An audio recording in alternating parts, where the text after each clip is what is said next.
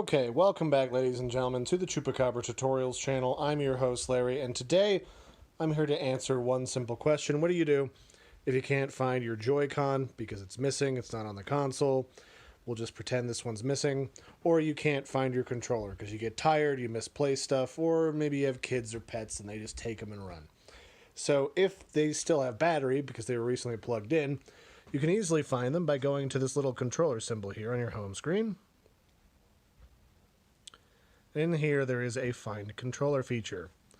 So because this was recently paired with the console, you can just press and hold on this, and it makes a bunch of noise so you can find it. It does require quiet, but you can kind of just make a little tune out of it. So that's how you find your controllers. If you've lost them from your Nintendo Switch, I hope you found this helpful. I've been your host, Larry. Don't forget to like and subscribe. And just in case you're curious, this is all just stuff that is available on the home screen for your Switch. It's just right here, next to settings.